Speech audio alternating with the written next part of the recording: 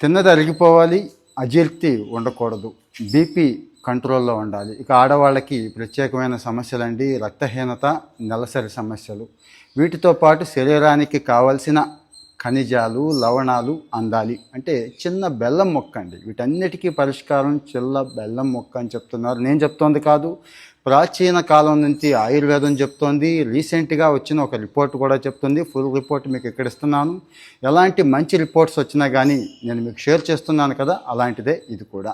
విషయం ఏంటంటే ఆ బెల్లం, నాణ్యమైన బెల్లం, ఒరిజినల్ బెల్లం ఎంత అంటే అంత మేలు చేస్తుందని చెప్పి డైరెక్ట్గా తీసుకోలేం కదా. కానీ కొన్ని పదార్థాలతో తీసుకుంటే మాటకు అద్భుతమైన ప్రయోజనాలు ఉంటాయి. డైలీ వీటిని మిస్ అవ్వద్దు అంటున్నారండి. మనం ఎలాగూ స్వీట్స్ కోసం ఎగబడుతూ ఉంటాం కదా.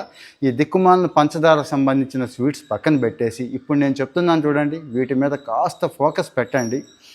ఆరోగ్యం బాగుపడకపోతే నాకు చెప్పండి. 1 by 1 చెప్పేస్తున్నాను, జాగ్రత్తగా నోట్ చేసుకోండి. మంచి బెల్లంలో నెయ్యి అండి, అంటే రకరకాలు కలుపుతూ ఉంటాం. నెయ్యిని కూడా కలిపి తీసుకుంటే మలబద్ధకం, ఇది అందరికీ ఉన్న సమస్య. ఈరోజు క్యాన్సర్లు కూడా ఎక్కువ వచ్చేస్తున్నాయి కదా. ఈ మలబద్ధకం సమస్యని కంట్రోల్ చేయొచ్చు. అలాగే ఈ బెల్లంతో సోంపు అండి, భోజనం తర్వాత కొంచెం సోంపు వేసుకుంటాం కదా, అది బెల్లంతో కలిపి తీసుకుంటే నోటి దుర్వాసన పోవడంతో పాటు పాచి పేరుకుపోయి ఉంటుంది కదా దంతాల మీద, వాటికి కూడా ఒక మంచి పరిష్కారం. ఇక బెల్లము, మెంతులు అయితే ప్రత్యేకంగా చెప్పక్కర్లేదు. జుట్టు కుదుళ్ళు దృఢంగా ఉండటంతో పాటు మెంతులకు తెలుసు కదా ఎంత శక్తి ఉంటుందో, ఆ శక్తిని ఇంకా డబల్ చేస్తుంది. మంచి జుట్టు కూడా పెరగటానికి ఉపయోగపడుతుందండి. ఇక ఇదే బెల్లము, నువ్వులు, ఇదే బెల్లము, పల్లీలు మనకు తెలుసు కదండి.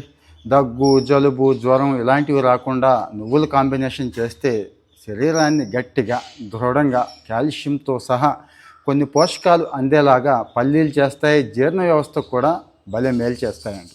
ఇదే బెల్లాన్ని కాస్త పసుపుతోనూ కాస్త సొంటితోనూ విడివిడిగా కూడా తీసుకుంటే ఇక ప్రత్యేకంగా చెప్పక్కర్లేదు. రోగ నిరోధక శక్తి ఎంత అంటే అంత పెరుగుతుందండి.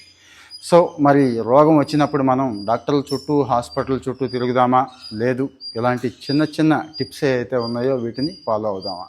చాయిస్ మందే. పైపెచ్చు మనకి స్వీట్స్ అంటే విపరీతమైన కార్వింగ్ ఉంటుంది కదా, ఆ బయట దొరికే పంచదార రిలేటెడ్ స్వీట్స్కి కాస్త దూరంగా ఉండి బెల్లాన్ని, ఒరిజినల్ బెల్లాన్ని, ఈ ఒరిజినల్ బెల్లం ఎక్కడ దొరుకుతుందండి అంటారేమో.